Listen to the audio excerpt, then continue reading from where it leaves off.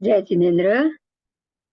जो हमने अनुत्तरोपपातिक देवों का जो टॉपिक किया, उसी के संदर्भ में ये आगे का मुद्दा है कि आहार आदि में मूर्छित अमूर्छित अणगार, अगर अणगार आहार आदि में मूर्छित हो तो क्या, और अगर वो समय अमूर्छित हो तो क्या। तो परमात्मा को ये प्रश्न किया गया है कि हे भगवान, भक्त प्रत्याख्यान यानी कि आजीवन अनशन। तो आजीवन अनशन करने वाला अणगार यदि संथारा में स्वाभाविक रूप से काल धर्म को प्राप्त करे, तो क्या वो उत्पत्ति स्थान पर पहुंचकर वहां सर्वप्रथम मूर्छित, क्रुद्ध, अत्यंत आसक्त आदि भाव युक्त होकर आहार करेगा, या फिर अमूर्छित, अक्रुद्ध, अनासक्त आदि भावे आहार करेगा। मतलब सवाल पूछने का प्रयोजन ये है कि जिन्होंने अनशन किया हुआ है,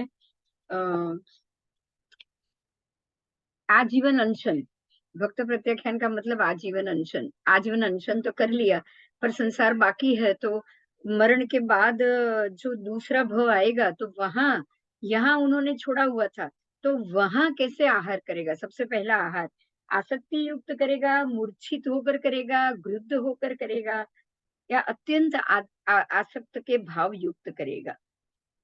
बराबर। तो परमात्मा ने जवाब दिया है कि वो भक्त प्रत्याख्यान करने वाला अणगार काल धर्म ने प्राप्त करने के बाद प्रथम उत्पत्ति स्थान में जाते ही मूर्छा युक्त, आसक्ति युक्त ही आहार करेगा। क्यों? क्योंकि ये भव में उसे ये पता नहीं है, ज्ञान नहीं है कि उसने सबका त्याग किया हुआ है। बराबर। पूर्व में था, इसलिए उसको उसकी आसक्ति नहीं थी। लेकिन जो दूसरा भव आया है, वो अपनी अलग उसकी लेशिया के साथ जन्मा है, और यहाँ उसको ये नहीं पता है कि उसने अनशन किया हुआ था। फिर धीरे धीरे धीरे धीरे वो अपने मूल लेशिया पे जाएगा। कुछ समय के बाद, 48 मिनट के बाद, तब उसको वो, अगर उसकी बुद्धि में ये बात आई और अगर अच्छी लेशिया में है, तो वो अब आहार आदि के प्रति अमूर्छित, अग्रुद्धित और अनासक्त होता जाएगा, आसक्ति रहित होता जाएगा। और अब जो आहार करेगा, बाद में जो आहार करेगा, वो बिल्कुल अनासक्त आहार होगा। क्योंकि पहले की 48 मिनट जो आहार जाते ही पहले ही समय में लेता है, तो 48 मिनट तक के तो उसको वो लेशा आएगी नहीं, पूर्व की जो लेशा थी वो तो आएगी नहीं। मान लो कि उस जीव ने नरक गति में प्रवेश किया है, तो नरक गति की जो लेशा लेकर गया है, वही लेशा से वो आगे बढ़ेगा 48 मिनट तक। बाद में जब उसको समकिति होगा और अपनी लेशिया मूल वापस आई, तो बाद में आहार के प्रति वो अनासक्त हो सकता है, लेकिन प्रथम आहार में नहीं। इसीलिए भक्त प्रत्याख्यान करने वाला अणगार भी आसक्त होकर, क्रोधित होकर, मूर्छित होकर ही प्रथम आहार करता है।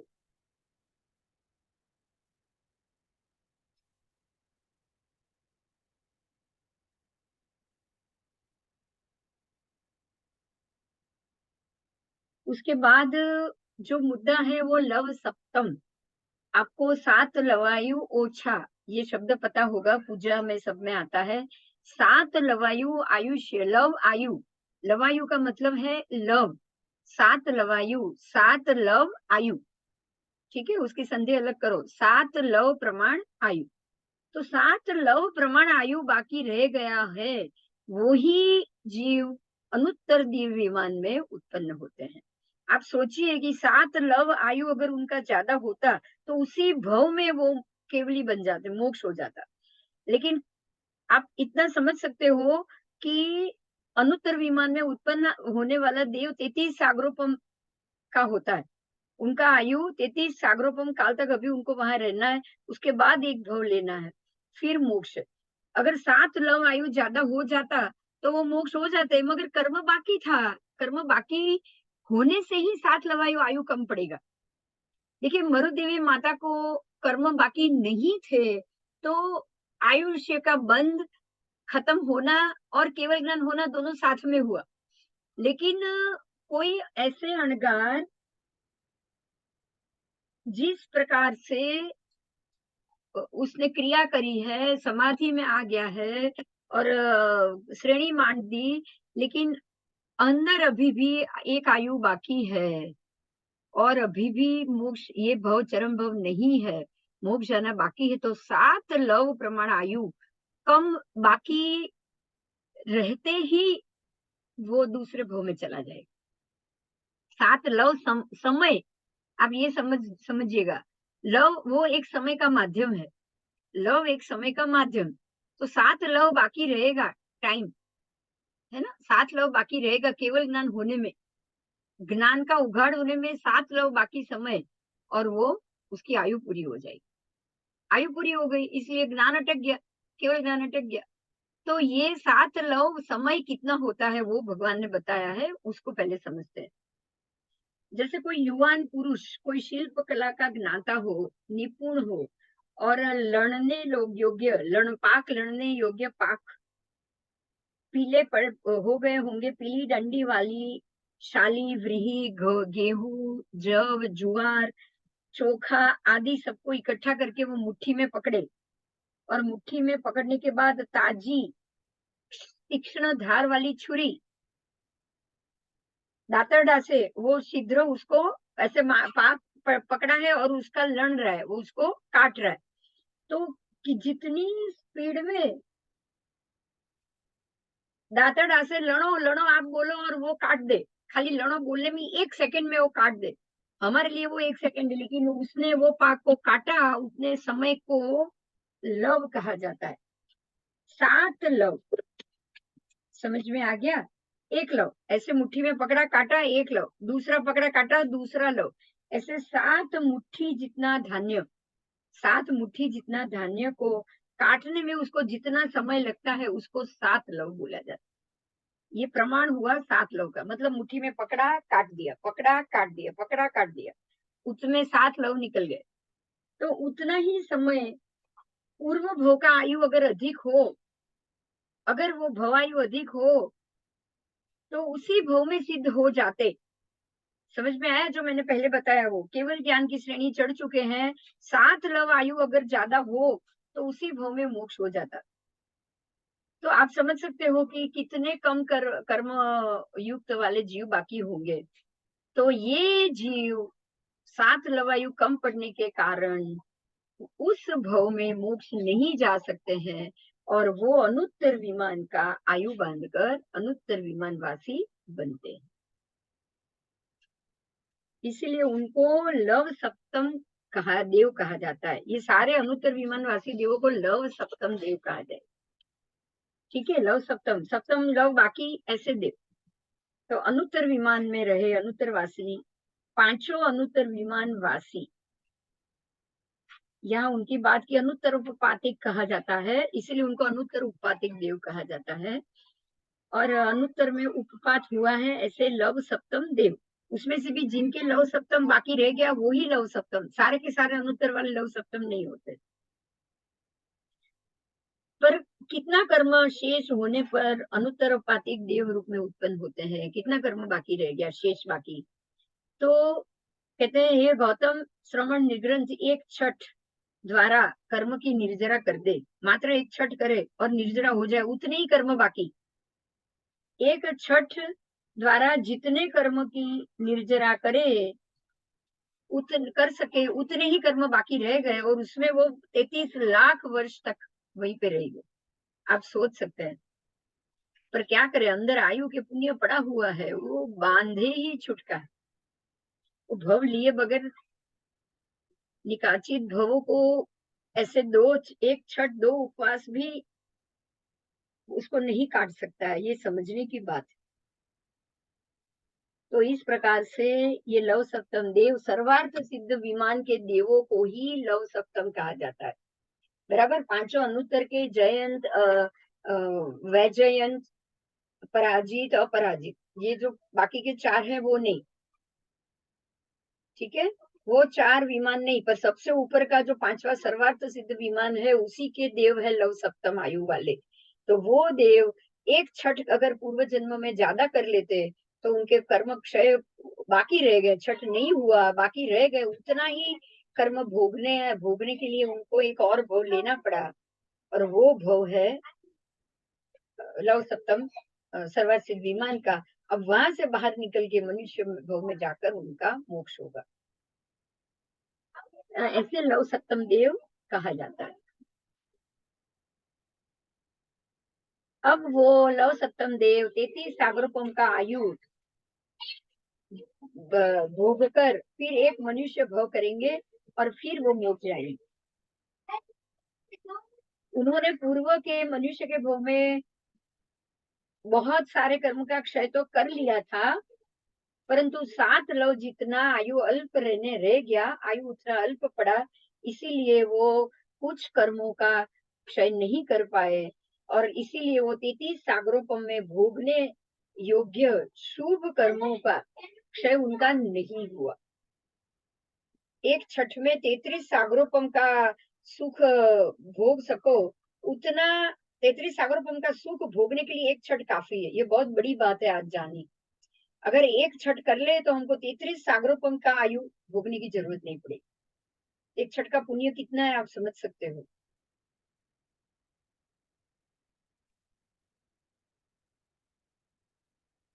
ठीक है, तो इतने 33 सागरोपम में भोग सको, इतने शुभ कर्मांशों का क्षय नहीं हो पाया, क्योंकि उनसे एक छठ बाकी रह गया। इसीलिए वो जीव सर्वार्थ सिद्ध विमान में उत्पन्न हुए, लव सप्तम बनकर उत्पन्न हुए। अनुत्तरपातिक शब्द सामान्य रूप से पांचों विमानवासी के लिए कहा जाता है, परंतु प्रथम सूत्र में ही लव सप्तम सर्वार्थ सिद्ध विमानवासी देव के लिए कहा गया है। बराबर, तो बाकी के 4 विमान में लव सप्तम नहीं होते हैं, मात्र सर्वार्थ सिद्ध में ही होते हैं। वो देव 31 से लेकर 33 सागरोपम का आयु धारक होते हैं और उत्कृष्ट 13 भव करके मोक्ष जाते हैं। उनमें जो 2 दिन का आयु कम रह गया, एक छठ द्वारा हो सकता था, वो 31 से 33 सागरोपम में भोग सके, उतने शुभ कर्मांशों का क्षय नहीं हुआ, इस कारण से उतना संसार काल बाकी रह गया, और वो 4 अनुत्तर विमान में उत्पन्न होते हैं। और 33 सागर से ज्यादा संसार काल बाकी हो, जिनका बाकी हो, 33 सागरोपम ही बाकी होगा तो वो लव सप्तम, लेकिन 33 सागरोपम से भी ज्यादा अगर आयु बाकी होगा तो वो देव नीचे के 4 अनुत्तर में उत्पन्न होंगे और मनुष्य तथा वैमानिक देव के 13 भव करके मोक्ष जाए। अब इसके बाद उनको 13 भव करना बाकी है, मनुष्य का वैमानिक, लेकिन वो नियमा 13 भव, अनुत्तर विमान में गया हुआ जीव नियमा 13 भव से ज्यादा भव नहीं करता, 13 भव में ही उनका मोक्ष हो जाए। ठीक है, वो जगन्य ज्यादा से ज्यादा उत्कृष्ट 13 से ज्यादा भव वो नहीं करते। तो ये आपका था 14वां शतक और उसका 7वां उद्देश्य। अब हम जाएंगे 14वें शतक के 8वें उद्देश्य को, और इसमें नरक पृथ्वी तथा देवलोक के आदि का परस्पर अंतर बताया गया है, शाली वृक्ष आदि के भव बताए गए हैं, तो इसको हम आगे ध्यान से समझेंगे। आओ, पृथ्वी और देवलोक के बीच में कितना अंतर बताया गया है। बाधा रहित, ठीक है, अबाधाए व्यवधान विना स्वाभाविक अंतर कितना, तो रत्नप्रभा पृथ्वी और शर्करा पृथ्वी के बीच में कितना अंतर, रत्नप्रभा पृथ्वी और शर्करा पृथ्वी के बीच में असंख्य हजार योजन का अंतर, अबाधा से, यानी कि बाधा रहित अंतर है। शर्करा और बालू का प्रभा के बीच में भी असंख्य हजार योजन, इसलिए असंख्य हजार की तुलना में ये एक रज्जू का माप आ जाता है। एक रज्जू की एक पृथ्वी, दूसरी रज्जू की दूसरी पृथ्वी, आधा रज्जू का भी अगर माप आ गया ना, देखिए हर एक पृथ्वी तो कुछ लाख योजन की, जैसे रत्न प्रभा 1,80,000 और शर्करा प्रभा 1,40,000, तो आप समझ सकते हैं 1,40,000 इतनी होगी, 1,40,000 इतनी होगी, और दोनों पृथ्वी एक एक रज्जू की, तो दो पृथ्वी के बीच में एक रज्जू का अंतर तो अपने आप हो गया ना। एक रज्जु की रत्न प्रभा में मध्य में उसका 1,80,000 भाग, एक रज्जु की शर्करा में मध्य में 1,40,000 भाग, तो बीच में तो एक रज्जु, दो पृथ्वी के बीच में एक रज्जु का अंतर तो आ ही गया ना, आ ही गया। तो एक रज्जु का मतलब ही असंख्य हजार योजन होते हैं, आधा रज्जु का प्रमाण भी असंख्य हजार योजन होता है। क्योंकि आधा रज्जु भी संख्यात नहीं। आओ, तो इस प्रकार से अध सप्तम पृथ्वी तक सभी पृथ्वी के मध्य में एक रज्जु यानी असंख्य हजार योजन का अंतर है। अध सप्तम पृथ्वी और आलोक, ध्यान दीजिएगा, अध सप्तम पृथ्वी और आलोक, उसके बीच में भी कितना अंतर। अब पृथ्वी का तो लास्ट एरिया आ गया है, अब उससे लेकर आलोक तक असंख्य योजन का अवकाश अंतर तो है ही, तो अपने आप असंख्य योजन का जवाब तो आ ही जाएगा।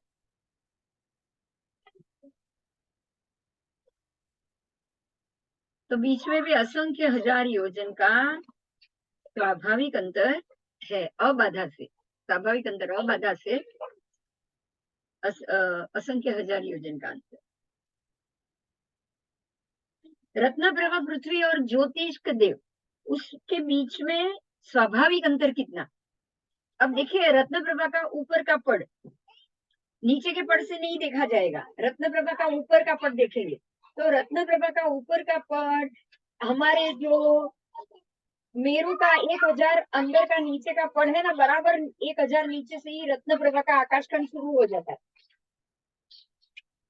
क्लास चाले दादी नो बाहर जઈને રમો, શને તમે બંને બહાર જતા રહો, શનય તમે બે મોટા બહાર જાઓ। जो मेरू पर्वत के नीचे का 1000 योजन है, जमीन के अंदर का भाग, बराबर उसके नीचे से ही रत्न प्रभा का आकाशखंड शुरू हो गया। तो अर्ध रज्जु तक तो रत्न प्रभा का आकाशखंड आ गया। तो ये जो एरिया है, यहाँ तो आपका रत्न प्रभा से अब हमको ये देखना है। देखिए, ये यही चीज अंतिम भरत क्षेत्र को तो 0 योजन आगे जाएगा आकाशखंड, रत्न प्रभा का आकाशखंड भरत क्षेत्र के नीचे से, और लवण की शुरुआत का जो पॉइंट है वहां तो नीचे जमीन के नीचे तो कोई है ही नहीं जगह, क्योंकि वैताडे पर्वत तक 5 योजन ऊंडाई, और भरत के दक्षिण भरत के अंत तक तो जो उसकी जगती जितनी जमीन में ऊंडी होगी उतना ही ऊंडाई है। तो जगती की ऊंडाई से ज्यादा ऊंडाई नहीं है, तो 1 योजन से ज्यादा ऊंडाई नहीं आएगी, क्योंकि जगती ही 8 योजन ऊंची है। तो जगती जितनी ऊंडी होगी उतनी ही ऊंडाई आएगी, बराबर। तो वहां से जो आकाश के ग्रहों का अंतर आएगा, वो ही अंतर जमीन के नीचे रत्न प्रभा के आकाशखंड से माना जाएगा, बराबर। तो रत्न प्रभा से ज्योतिष चक्र का स्वाभाविक अंतर अबाधा सहित, स्वाभाविक अंतर कितना, जैसे भरत क्षेत्र का नीचे के ऊपर से वो 800 योजन ऊंचा हुआ, तो ये भी रत्न प्रभा के आकाशखंड से भी वो 800 योजन ऊंचा हुआ, क्योंकि भरत क्षेत्र से रत्न प्रभा का आकाशखंड बिल्कुल 0 है, शून्य पे, बराबर। क्योंकि जगती तो नीचे ऊंडी है ही नहीं ज्यादा, बिल्कुल थोड़ी है। कोई भी दीवार, कोई भी वॉल, कोई भी पर्वत अपनी ऊंचाई से चौथा भाग ऊंडा होता है, बराबर। मेरू तो 10वां भाग ऊंडा है, वो सीधा है। तो ये जगती भी सीधी है, तो 10वां भाग जितनी ऊंडी होगी, तो 8 योजन ऊंची जगती मात्र 80 भाग .80 योजन जमीन में ऊंडी होगी, उसके 10वें भाग प्रमाण। तो 1 योजन भी नहीं हुआ, 1 योजन भी नीचे जमीन में ऊंडाई नहीं हुई, बराबर। तो जगती की ऊंडाई छोड़कर आप समझोगे 1 योजन का भी अंतर नहीं है, तो बराबर भरत क्षेत्र की किनारी वो ही रत्न प्रभा का आकाश खंड, और वहीं से ही 800 योजन ऊंचाई पे ज्योतिष चक्र है। तो यहाँ परमात्मा ने भी वही जवाब दिया है, इस रत्न प्रभा पृथ्वी और ज्योतिष देव विमान के बीच में स्वाभाविक अंतर अबाधा अंतर 790 योजन है। 790 से ज्योतिष चक्र शुरू हो गया, और 110 योजन का ज्योतिष चक्र, 800 योजन की ऊंचाई तक ज्योतिष चक्र आ जाए, बराबर। 900 योजन तक, क्योंकि 790 और 110 योजन का ज्योतिष चक्र, तो 790 से ज्योतिष चक्र शुरू हुआ और 110 योजन का ज्योतिष चक्र, तो बराबर 900 योजन पे ज्योतिष चक्र खत्म हो, बराबर। आओ, मुझे लग रहा है आपको समझ में आ गया होगा, क्योंकि वो रत्न प्रभा का आकाश खंड है, उसकी ऊपरी सतह से ही ज्योतिष चक्र का नाप आएगा। ये हमने पहले किया हुआ है। ज्योतिष देव विमान और सौधर्म ईशान देवलोक। देखिए, अब ज्योतिष ज्योतिष के जो विमान है जमीन से, अब रत्न प्रभा के आकाश खंड से वो 800 योजन ऊंचाई पे, 900 योजन ऊंचाई पे ज्योतिष चक्र है। ज्योतिष चक्र से सौधर्म देवलोक के विमान कितने ऊंचे? ज्योतिष चक्र से सौधर्म विमान ईशान, सौधर्म और ईशान देवलोक के बीच में असंख्यात हजार योजन का अंतर यहाँ लिखा हुआ है। हमने अपने आगमों में इससे पहले ये पढ़ा था कि ज्योतिष चक्र से लेकर ईशान, सौधर्म ईशान देवलोक के बीच में 1.5 रज्जु प्रमाण अंतर है। कितना? 1.5 रज्जु बराबर 1.5 रज्जु प्रमाण अंतर है। वो हमने आगम का पाठ किया हुआ है, वो हमने पहले भी डिस्कस किया हुआ है। आओ, अब सौधर्म ईशान देवलोक और सनत महेंद्र देवलोक, उसके मध्य में भी स्वाभाविक अंतर कितना? असंख्य हजार योजन। तो सौधर्म ईशान और सनत महेंद्र, तीसरे चौथे देवलोक, ये दोनों देवलोक एक एक रज्जु में आ जाएंगे। तो एक रज्जु का मतलब भी तो असंख्य योजन हो गया। सनत महेंद्र और ब्रह्म कल्प के बीच में कितना अंतर? तो वो भी असंख्य हजार योजन। दादी ने थैंक यू हगी किसी।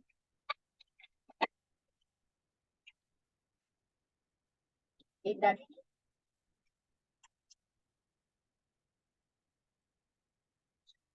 तो सनत महेंद्र और ब्रह्म कल्प के बीच में भी स्वाभाविक अंतर असंख्य हजार योजन। फिर ब्रह्मलोक और लांतक, ब्रह्म और लांतक के बीच में भी कितना स्वाभाविक अंतर? तो भी असंख्य हजार। आपको ये समझना है कि ब्रह्म लांतक एक ही देवलोक, एक ही रज्जु में है, मगर उनके विमान का नाप तो बहुत कम है, बीच का अंतर आधा रज्जु हो जाएगा। तो आधा रज्जु में भी असंख्य हजार योजन, इसलिए यहाँ हर एक का जवाब असंख्य हजार योजन आया हुआ है। लांतक और महाशुक्र कल्प के बीच में भी, फिर महाशुक्र से सहस्त्रार कल्प, सहस्त्रार से आणत प्राणत, आणत प्राणत से आरणच्युत, आरणच्युत से लेकर नवग्रवेयक, नवग्रवेयक से लेकर अनुत्तर विमान, सब में असंख्य हजार योजन का अंतर बोला गया है। मतलब ये सब कम से कम आधा आधा आधा रज्जु के डिस्टेंस में ही सब विमान आए हुए। अनुत्तर विमान और ईशद प्रागभारा पृथ्वी, लास्ट में जो 5वां विमान है सर्वात सिद्ध और ईशद प्रागभारा पृथ्वी, वो दोनों के बीच में मात्र 12 योजन का अंतर। 12 योजन मतलब एकदम नजदीक आ गए। असंख्य के प्रमाण के सामने तो वो एकदम नजदीकी हो गए। अब ईश्वर प्रागभारा पृथ्वी और आलोक के बीच में कितना अंतर? तो वो है स्वाभाविक देशों कई न्यून 1 योजन। मतलब 1 योजन के छठे भाग में सिद्ध गति के जीव आ गए और उसके ऊपर ही आलोक शुरू, तो आलोक को टच करके है 1 योजन का, समझ लो ये 1 योजन का अंतर है। उसके छठे भाग में यहाँ सिद्ध गति के जीव बैठ गए, तो सिद्ध गति का जीव का माथा आलोक से टच हो रहा है, बराबर है। वो उसके छठे भाग में पहुंच गए। 1 योजन का छठा भाग 350 धनुष होता है, 2000 धनुष हुआ। 1 योजन का छठा भाग 2000 धनुष, 1 योजन बराबर 2000 धनुष। आप उसका छठा भाग करो, हवे नहीं बीजी नहीं काले, हाँ दवा काले, हाँ हवे नहीं। 1 योजन का छठा भाग हुआ, 2000 धनुष का छठा भाग करोगे तो 333 धनुष होंगे, और उत्कृष्ट सिद्ध की अवगाना 333 धनुष। मतलब ये हो गया कि जो छठा भाग 300, ये 1 रज्जु है, 1 योजन है, 1 योजन का छठा भाग यानी कि 333 धनुष समा गया छठे भाग में। तो छठा भाग 333 धनुष ही होता है 1 योजन का, और सिद्ध की अवगाना भी 333 से उत्कृष्ट। तो ये आलोक से लेकर 333 धनुष वाला जीव आलोक को टच करके ही सिद्ध भगवान रुके हुए, मतलब आलोक ने उनको रोक दिया, तो सिद्ध भगवान आलोक के द्वारा रुक गए। अगर जितनी जगह ज्यादा और ऊपर होती उतना और ऊपर चले जाते ना। तो अलोक द्वारा रुक गए, रोक दिया गया उनको, क्योंकि अलोक में वो जा नहीं पाएंगे और लोक में रहने का प्रयोजन नहीं, तो लोक को छोड़ दिया। कितना छोड़ दिया है? तो 2000 धनुष में से उन्होंने 333 हम माइनस करेंगे तो आप समझ सकते हैं 1677 1600 नहीं 67 1667 योजन छोड़ के, लोक से 1666 योजन उन्होंने छोड़ दिया, लोक को ही छोड़ दिया। आप समझ सकते हैं, बराबर। धनुष 1667 धनुष उन्होंने छोड़ दिया और 333 धनुष में वो रुक गए। ठीक है,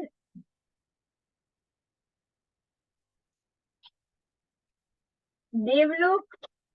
अब आपको ये समझ में आ गया, अलोक और सिद्धों के बीच में तो जगह ही नहीं है बिल्कुल।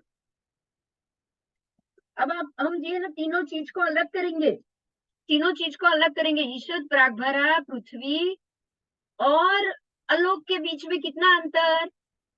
ईशद, प्रागभरा, पृथ्वी और अलोक के बीच में 1667 धनुष का अंतर पड़ गया। मतलब अलोक अलग अलग हो गया है। लोक में ही ईशद, प्रागभरा, पृथ्वी है, उससे 1667 धनुष छोड़ के तो लोक यहाँ खत्म हो चुका है। समझ में आया? उतना भाग लोक का आएगा और ऊपर के जो 333 भाग है, जो सिद्ध गति है, सिद्ध के जीव हैं, वो लोक को छोड़कर बाहर निकल गए। ईशद, प्रागभरा, पृथ्वी पे ही हमारा लोक खत्म हो गया। उसके बाद 1667 जितना धनुष, जितना लोक से बाहर निकल के वो एरिया अलोक शुरू होता है, पर वहां पर सिद्धगति के जीव बैठ गए और सिद्धगति के जीव से लेकर 333 धनुष के बाद अलोक शुरू होता है। तो ये ईशद, प्रागभरा, पृथ्वी, उसके बाद सिद्ध के जीव और उसके बाद अलोक, इनका अंतर यहाँ पूरा हुआ।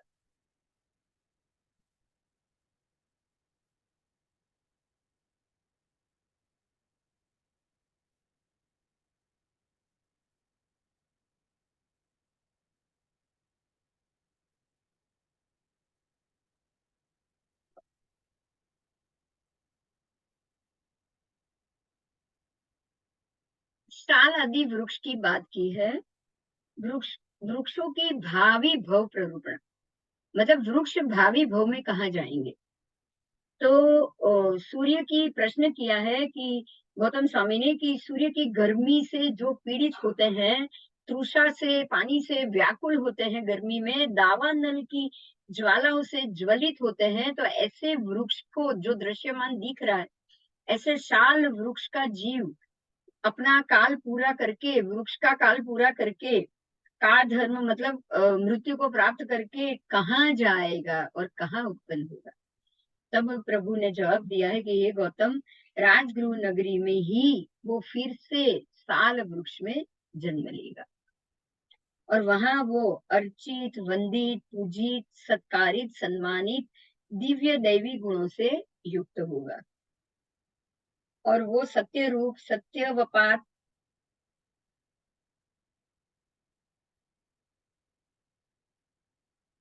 सत्य रूप और सत्यवपात, यानी कि उसकी सेवा सफल होगी। सन्निहित प्रातिहार्य, पूर्व भव संबंधी देव उनके समीप में रहेंगे। सन्निहित प्रातिहार्य, जो पूर्व भव संबंधी देव थे, वो उनके पास रहेंगे और उनका चबूतरा, गोबर, माटी आदि से वो लीपा जाएगा और जल से सिंचित होगा और वो वृक्ष पूजनीय होगा। मतलब ये वृक्ष का जीव वहां जब जाएगा तब इस प्रकार से पूजनीय होगा। अब वहां जाकर वो कहाँ जाएगा, बराबर। वहां जाकर यहाँ तो वो पूजित हुआ, अब उसके बाद उसकी गति कहाँ होगी। तब वो साल वृक्ष का जीव वहां पूजित होगा, वो भी आयु खत्म करेगा। वहां से मरने के बाद वो महाविदेह क्षेत्र में जन्म लेकर मनुष्य भव को प्राप्त करेगा और वहीं से वो सिद्ध होगा। मतलब शाल वृक्ष का जीव भी भवांतर में एक भव के बाद वृक्ष बनेगा, एक दूसरे ही भव में, और तीसरे ही भव में वो मोक्ष जाएगा। कहने का अर्थ ये है कि वृक्ष का जीव भी इसी तरह तीसरे ही भव में मोक्ष जा सकता है, अगर उसको प्रभु का सानिध्य मिले तो, अगर उसको केवली भगवंत और साधु भगवंतों का सानिध्य मिले तो। बराबर। क्योंकि ये साल गौतम स्वामी ने जो प्रश्न किया था, साल वृक्ष, वो उनके ही केवल ज्ञान के जो वृक्ष की बात थी, वहां आसपास की बात थी, आसपास का ही वृक्ष था। तो जो वृक्ष ने इतने केवल ज्ञानी भगवंतों की, इतने महात्माओं की का सानिध्य प्राप्त किया, उनके शब्द श्रवण में वो रहा, चाहे उनको श्रवण तो नहीं पड़ा है, लेकिन उनके साथ वो शब्द टकराए तो जरूर थे, भगवान के शब्द उनसे टकराया तो जरूर था। तो उसका टकराने से ही, ऐसे पुण्यानुभावों की रज प्राप्त करने से ही तीसरे ही भव में वो वृक्ष का जीव केवली हो जाएगा, सिद्ध को प्राप्त हो जाएगा। तो सिद्ध भगवंतों की ये जो रज मिलती है ना, इससे ये इतना अच्छा फल होता है।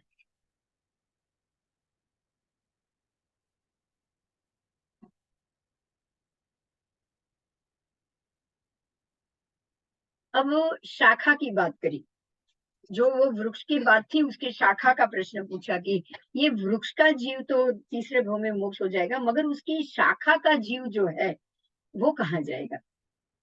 तो परमात्मा कहते हैं कि ये शाखा का जीव जम्बू द्वीप में, भरत क्षेत्र में, विंध्याचल पर्वत की तलेटी में, महेश्वरी नगरी में शाल्मली वृक्ष के रूप में वो जन्म लेगा।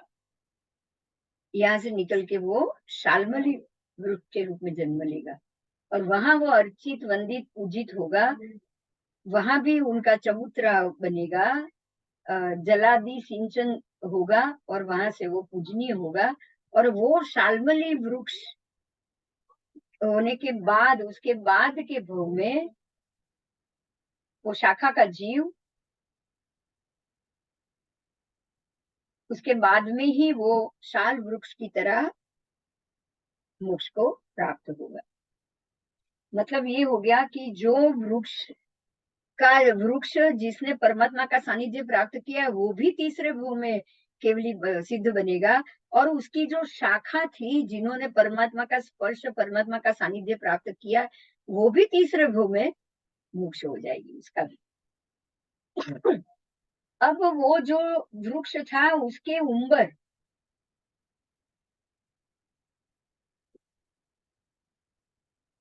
शाखा का जीव हो गया उम्बर वृक्ष की शाखा का मुख्य जीव, काल धर्म प्राप्त करके जम्बू द्वीप के, भरत क्षेत्र के पाटली पुत्र नगर में पाटली वृक्ष के रूप में उत्पन्न होगा। वो भी ऐसे ही अर्चित, वंदित, पूजनीय होगा, और वहां भी काल धर्म प्राप्त करके वो उसके तीसरे ही भव में, दूसरे ही भव में महाविद्य क्षेत्र में जन्म लेकर सर्व दुखों का अंत करेगा।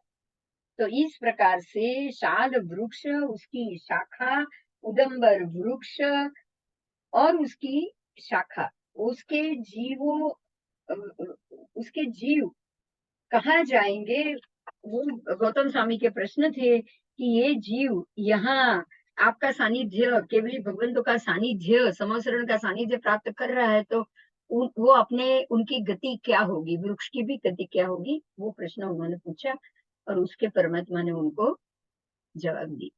तो इस प्रकार से केवल ज्ञानी और ज्ञानी भगवंतों की चरण रज वो स्पर्शित जब मिलती है, तब वही जीव दूसरे तीसरे भव में ही, तीसरे ही भव में अपने आप को जन्म जरा से मुक्त कर लेता है।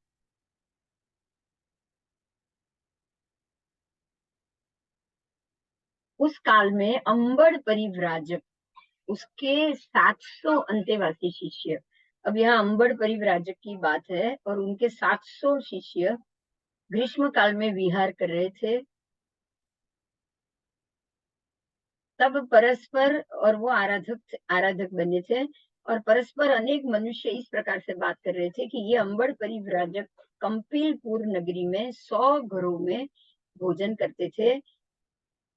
इस प्रकार की बात आई थी, और वहां से वो अंबर परिव्राजक अपने आराधना करते करते करते करते ब्रह्म नाम के 5वें देवलोक में वो उत्पन्न हुए, और वहां महरद्वीप देव वहां पर देव बनेंगे। और वो अपना देवायु पूर्ण करके दृढ़ प्रतिज्ञ कुमार होकर, वहां से चवित होकर दृढ़ प्रतिज्ञ कुमार बनकर सर्व दुख का अंत करेंगे। ऐसा परमात्मा ने अंबर परिव्राजक का आने वाला आगामी भव भी बताया। ठीक है, तो अब उसका पूर्ण विवेचन करते हैं कि वो 700 शिष्य का वृत्तांत है।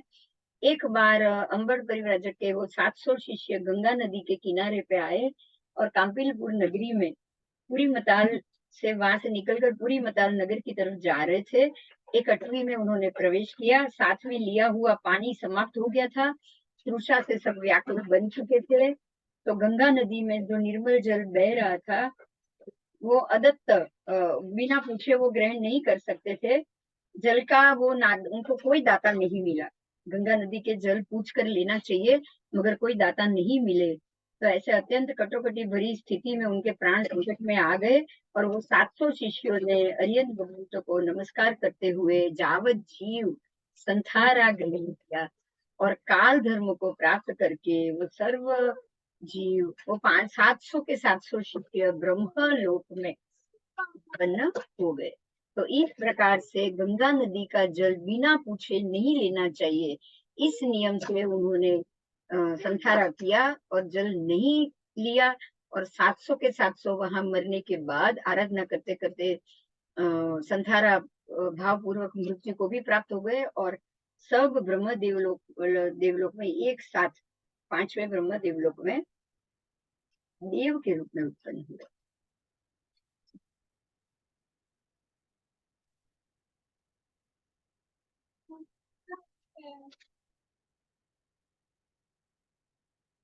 अब जो अंबर परिव्राजक थे, अंबर सन्यासी, उनके पास एक लब्धि थी।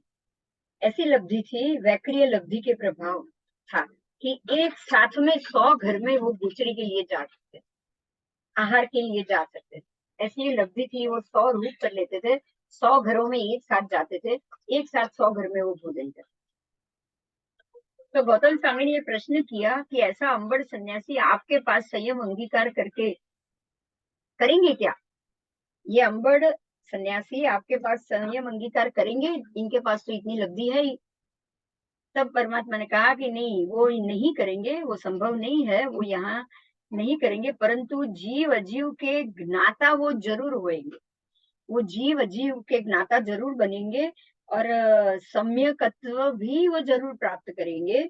और ऐसा प्राप्त करने के बाद जावत जीवन का वो संथारा ग्रहण करेंगे, और वो ग्रहण करके ब्रह्मलोक में ब्रह्म कल्प में 5वें ब्रह्म देवलोक में उत्पन्न होंगे, और वहां से अपना आयु पूर्ण करके वो महाविदय क्षेत्र में दृढ़ प्रतिज्ञ नाम के कुमार के रूप में जन्म लेंगे। और वो कुमार फिर महारुद्धिवान बनेंगे, चारित्र लेगा, चारित्र का पूर्ण से पालन करेगा, और पालन करने के बाद अनशन करके वो वहां से सिद्ध बुद्ध और मुक्त होकर सिद्ध गति को प्राप्त होगा। बराबर, वो अंबर आज वो परिव्राजक सन्यासी है। आज वो 100 रूप करके 100 घर में एक साथ अपनी लब्धि का प्रयोग करके आहार ग्रहण करने जाता भी है। पर वो जीव अजीव का जब भी वो ज्ञाता बनेगा, सम्यक दर्शन आएगा, तब वो तीसरे ही भोग में वो आज से मोक्ष प्राप्त करेगा। ये परमात्मा का वचन था, और उन्होंने ऐसा ही किया।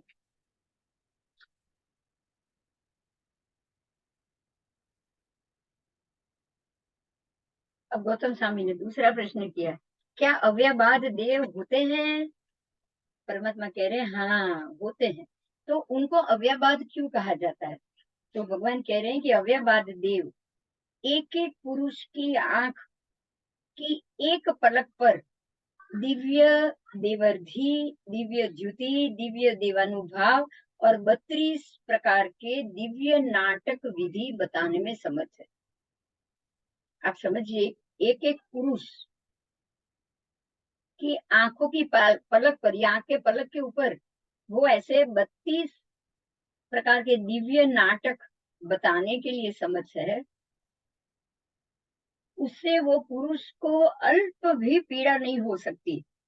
वो इस प्रकार से 32 नाटक बताएंगे कि उसके पलक के ऊपर नाटक हो रहा है, सब नाच रहे हैं, कूद रहे हैं, लेकिन वो पुरुष को बिल्कुल भी अल्प भर भी पीड़ा नहीं होगी। उसके अवयव का कोई छेदन भी नहीं होता। इस प्रकार से सूक्ष्मता पूर्वक वो नाट्य विधि बता सकते हैं, इसीलिए उनको अव्याबाद कहा जाता है। अव्याबाद का अर्थ है कि किसी को भी बाधा ना पहुंचाई जाए। अगर किसी को बाधा ना पहुंचाओ और आपका कार्य हो जाए तो वो देवी कर सकते हैं, तो उनको भी अव्याबाद देव कहा जाता है। बराबर। आओ, अव्याबाद संज्ञक देव का स्वरूप बताया। आगम में भी ऐसे देवों को नव लोकांतिक देवों में 7वें प्रकार का लोकांतिक देव है। जो अव्ययवाद देव है वो 9 लोकांतिक देवों में 7वें प्रकार के लोकांतिक देव कहा जाता है। लोकांतिक देव 9 है, इन 9 के नाम यह बताए गए। हम बोलते हैं ना लोकांतिक देव करे, लोकांतिक देव कब आते हैं? पहले हो गया ये, जब भी परमात्मा के कल्याणक होते हैं तब लोकांतिक देव आकर परमात्मा से प्रार्थना करते हैं। जब भी उनको दीक्षा का समय आ जाएगा तब ये ब्रह्म और लांतक देवलोक के मध्य में साइड में लोकांतिक देव का स्थान है, वो हमने पहले डिस्कस कर लिया हुआ है, बता दिया है आपको। तो वहां लोकांतिक देव रहते हैं, वो नीचे आते हैं, 9 के 9 देव लोकांतिक देव जमीन पर आते हैं तिर्यक लोक में और भगवान से प्रार्थना करते हैं हाथ जोड़ के कि अब आपके दीक्षा का समय हो गया है। जब भी भगवान को दीक्षा लेनी होती है ना तब नव लोकांतिक देव जमीन पर आकर प्रार्थना करते। तो वो नौ, पहला लोकांतिक है सारस्वत देव, दूसरे लोकांतिक देव है आदित्य देव, तीसरे लोकांतिक देव है वहनी देव, चौथे हैं वरुण देव, पांचवे हैं गर्दतोय देव, छठे हैं तुषित देव, सातवें हैं अव्याबाद देव, आठवें हैं आग्नेय यानी कि मरुत देव और नौवे हैं ऋष्ट देव। तो उसमें जो 7वां प्रकार के देव है वो अव्याबाद देव है। और ये ऐसे देव होते हैं कि असंख्य पुरुषों की पलकों के ऊपर 32 प्रकार के नाटक करे तब भी उनको कोई बाधा नहीं आती। आओ, अब शक्रेंद्र की कार्य क्षमता बताई है। देवराज शक्र, उनकी कार्य क्षमता कितनी है? अपने हाथ में ग्रहण की हुई तलवार से किसी भी पुरुष का मस्तक काट के वो कमंडल में डाल सकते हैं। बराबर।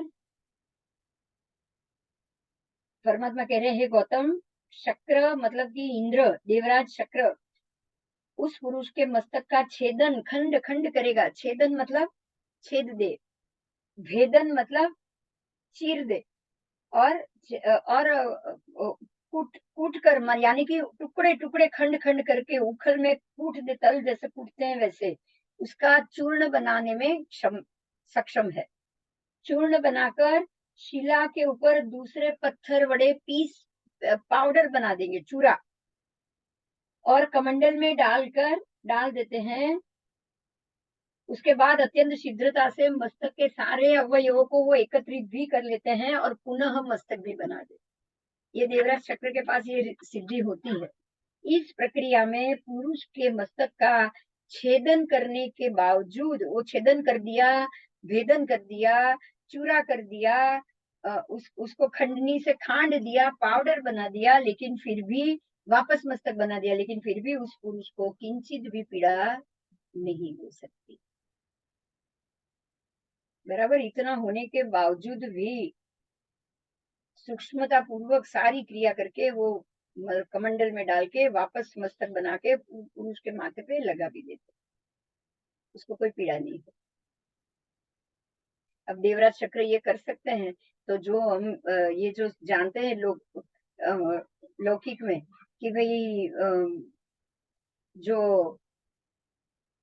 गणपति का मस्तक छेदन हो गया, गणेश का, और उसके मस्तक पे हाथी का मस्तक लगा दिया गया, तो कोई गलती नहीं है उसमें, क्योंकि वो भी तो देव ही है। शंकर जी देव ही थे ना, और देव तो ये कर सकते हैं, किसी का मस्तक काट भी सकते हैं और वापस उसी को दूसरा मस्तक भी लाकर उसको लगा भी सकते हैं। जिसका काटा गया और उसको दूसरा लगा दिया गया, उसको कोई पीड़ा नहीं होने देते। तो जब देवराज इंद्र में, शक्र में ये ताकत है, तो शंकर, ब्रह्मा, विष्णु, महेश, वो भी सारे अधिष्ठित देवी है ना, पर्वतों के अधिष्ठित देव है, कैलाश पर्वत के वो देव है। हरि है, विष्णु, हरि देव भी है। तो ये सारे हमारे जो ढाई द्वीप में जो पर्वत आते हैं उसी के देव। नंदीश्वर में ही है कैलाश देव। तो ये जो हमारे जो स्वयं रमण समुद्र तक जितने भी द्वीप समुद्र हैं, वहां के पर्वतों के अधिष्ठायक देवी तो हैं ये सब। तो उनके पास भी एक क्षमता तो होगी ही होगी, तो इसमें कोई आश्चर्य नहीं।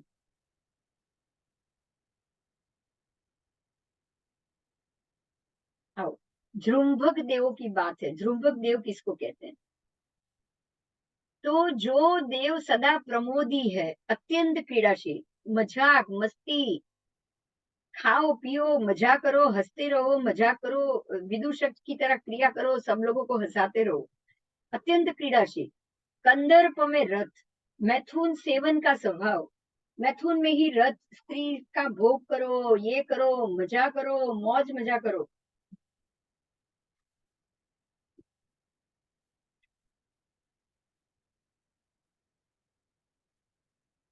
ऐसे स्वभाव वाले ये देव होते हैं। और जिस पुरुष को ये देव गुस्सा करके देखते हैं, कुपित होकर देखते हैं, उस पुरुष को वो महान अपयश और दुख देते हैं। अगर किसी पुरुष के ऊपर उनको गुस्सा आ गया तो उनको वो महान दुख प्राप्त कराते हैं। और जिस पुरुष को वो देव प्रसन्न होके देखते हैं, उनको वो महान सुख देते हैं। तो ये बिल्कुल कामदेव जैसे देव हुए कि नहीं, जृंभक देव। कामदेव क्या करते हैं देखो, काम में ही मस्त रहते हैं, खाओ पियो मजा राग, और जिसके प्रति प्रसन्न, उसको बिल्कुल आनंद प्रमोद और काम करा देंगे। और जिसके प्रति वो विमुख हो गए, कुपित हो गए, उसको काम, क्रीड़ा और मोह, जो वैभव, सुख, विलास और वासना, सबसे रंजित कर देंगे वो, उन सबसे वो हटा देंगे। तो ये तिर्यक जृंभक देव जो होते हैं ना, वो भी ऐसे ही कामदेव जैसे ही हो गए। तो आप समझ सकते हो कि लौकिक और ये लोकोत्तर में जो देवों के नाम है, उसमें उनके कार्य में, नाम में ही फर्क है, कार्य में कोई ज्यादा फर्क नहीं। हम कहेंगे हम कामदेव को मानते ही नहीं, अरे हम जृंभक देव को तो मानते ही है, हम कैसे कामदेव को नहीं मानेंगे? आप सोच सकते हो, सोचो थोड़ा। आप कहोगे कि हम ये कैलाशपति को मानते ही नहीं है, अरे कैलाश पर्वत ही हमारा नंदीश्वर द्वीप का है, और कैलाशपति देव ही वहां के अधिष्ठायक देव है। तो हम नंदीश्वर देव को तो मानते हैं, तो उसके ही एक अधिष्ठायक देव को हम कैसे नहीं मानते? ऐसे ही हरिदेव है। हम कह रहे हैं हम विष्णु को मानते ही नहीं, आप हरिदेव को तो मान रहे हो। तो जो नाम में फर्क है, उस कारण से हम कह रहे हैं ये मिथ्यात्व है, ऐसा नहीं है, ऐसा नहीं। आप चाहे नंदीश्वर द्वीप के अधिष्ठायक देवों को भी मानना शुरू कर लो, उनके सरेंडर हो जाओ, तो भी मिथ्यात्व है, क्योंकि उससे आपको मोक्ष नहीं होने वाला। परमात्मा को मानने से मोक्ष होगा। संसार का कषायों को कैसे नाश करना है, वो रास्ता ढूंढने से मोक्ष होगा। बराबर। तो हरिदेव को मानो, कैलाशपति को मानो, नंदीश्वर जी के अधिष्ठायक को मानो, या फिर विष्णु को मानो, शंकर को मानो, सब एक बराबर है, कोई फर्क नहीं है उसमें। क्योंकि इनसे कभी आपका मोक्ष नहीं होने वाला। मोक्ष तब होगा, मानने से नहीं होगा। उनके प्रति का राग कम होगा तब मोक्ष होगा, उनका अनुसरण कम होगा तब मोक्ष होगा। और संसार के कषायों को जानोगे, वितराग दशा में आओगे, तो मोक्ष होगा। जो वितराग दशा में आया, उसको तो कैलाशपति से कोई लेना देना नहीं है ना, उसको तो हरिदेव से भी लेना देना नहीं। चाहे वो आगम ने बताया, ना उसको शंकर से लेना देना है, ना उनको विष्णु जी से लेना देना है, ना उनको ब्रह्मा से लेना देना है, चाहे उसको लौकिक शास्त्रों ने बताया हो। तो लौकिक शास्त्र, लोकोत्तर शास्त्र, नाम अलग पड़ा है, बाकी व्यवस्था में कोई फर्क नहीं है। देवों की हाजिरी में, देवों के कार्यों में, देवों का अधिष्ठान कार्यों में कोई फर्क नहीं। तो जो जृंभक देव है वही कामदेव है। जो हमने आगे चक्रेंद्र जैसे देव जो किसी का मस्तक तोड़ दे, चूरा कर दे, उसको वापस नया बना दे और किसी और का भी लगा दे, तो भी फिर गणपति जी हो, कोई फर्क नहीं। अब जृंभक देव की बात है, तो जृंभक देव भी बहुत प्रकार के बताए। खाली कामदेव एक अकेले नहीं, तो कामदेव तो विशेष सुख के हैं, लेकिन जृंभक देव 10 प्रकार के हैं। अन्न जुम्बक, बराबर। फिर पान जुम्बक, वस्त्र जुम्बक, लयन जुम्बक, शयन जुम्बक, पुष्प जुम्बक, फल जुम्बक, पुष्प फल जुम्बक, विद्या जुम्बक और अव्यक्त जुम्बक। तो शयन जुम्बक है वो ही कामदेव और उसकी प्रक्रिया में जाएंगे। भाई આવશે થોડી વાર રમવા ગયે ઈશિતા ક્યાં છે? તો પિંકુ ક્યાં છે? अच्छा, तो तू यहाँ बेसी रहे। तो इस प्रकार से हमारे शास्त्रों में 10 प्रकार के जुम्बक बताए हैं, क्योंकि प्रत्येक 10 प्रकार की जरूरत होती है। संसारी जीव को भोग प्राप्ति में अन्न चाहिए, पान चाहिए, वस्त्र चाहिए, लयन चाहिए, शयन चाहिए, पुष्प चाहिए, पुष्प फल चाहिए, विद्या चाहिए और अव्यक्तता चाहिए। तो ये सब चीज भोग के लिए चाहिए, इसलिए सारा भोग देने वाले देव है वो है जृंभक देव। जा आवे शने भाई आए। तो जृंभक देव की स्थिति कितने काल की है? सारी एक पल्योपम की, मतलब सर्व देवों का एक पल्योपम का ही लगभग लगभग उनका स्थिति काल होता है। फिर वो चाहे हरिदेव हो, कैलाशपति देव हो, कोई भी हो, एक पल्योपम जितना ही उन सबका कर्म काल, आयु काल रहता है। आओ, जृंभक देव अपनी मर्जी अनुसार प्रवृत्ति करते हैं, सतत क्रीड़ा में रत होते हैं। ऐसे तिरछा लोकवासी व्यंतर देव को भी जृंभक देव कहा जाता है। तिरछा लोक में जो रहते हैं ना व्यंतर, वो भी जृंभक है। उत्तर वैक्रिय से शाप आदि अनुग्रह, शाप ग्रहण करने में भी समर्थ, शाप देने में समर्थ, अनुग्रह करने में भी समर्थ। और जो मनुष्य के ऊपर वो प्रसन्न हो गए उनको धन संपत्ति आदि से वो सुखी कर देंगे, और जिनके ऊपर वो कुपित हुए उनके ऊपर अनेक प्रकार की हानि करेंगे। तो ये सारे जो हम देखते हैं ना व्यंतर देवों का ही किया हुआ होता है। फिर किसी के अंदर माता जी आए, किसी के अंदर पिताजी आए, किसी के अंदर देव प्रवेश करे, किसी के अंदर रातों रात उनको जो पेटियां मिलती रहे, अपने बच्चों को वो अन्न धन सब देते रहे। तो अन्न जृंभक, वस्त्र जृंभक, आपको पता होगा शालिभद्र के पिता, वो ऐसे ही जृंभक देव थे जो उनको सब चीज पहुंचाए करते थे। 99 पेटी रोज उनको उतरती थी। वो किसी में वस्त्र, किसी में धन, सब उनको देते रहते थे। ठीक है, तो तिर्यक लोक में आकर अपने ही प्रिय लोगों को इस प्रकार से अन्न पान वस्त्र 10 के 10 प्रकार देते रहना, वो 10 प्रकार के इसीलिए जृंभक देव का कार्य कहा गया। बराबर, जिनके ऊपर प्रसन्न वो सब देंगे, जिनके ऊपर प्रसन्न नहीं वो नहीं देंगे। आओ, तो जो 10 बात है, अन्न जृंभक भोजन परिमाण को बढ़ाना घटाना, वो उसमें समर्थ है। भोजन को सरस नीरस करने में शक्ति संपन्न भी अन्न जृंभक है। फिर पान जुम्बक में पानी की मात्रा को बढ़ाना घटाना, वस्त्र जुम्बक में वस्त्र की मात्रा को बढ़ाना घटाना, लयन जुम्बक को घर आदि मकान आदि का बढ़ाना घटाना। फिर शयन जुम्बक में शैया आदि की रक्षा करना, शैया आदि की अनुकूलता प्राप्त कर देना।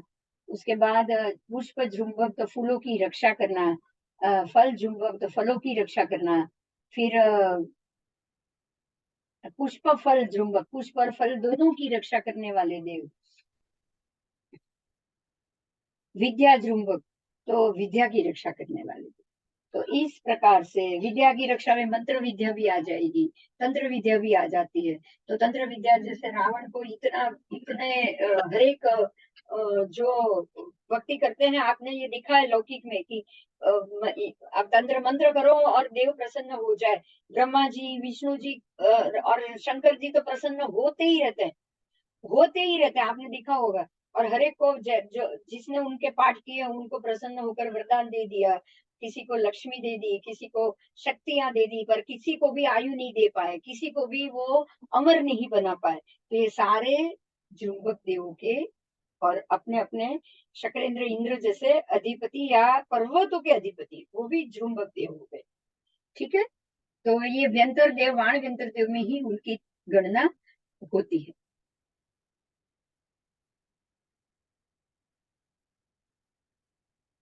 आओ।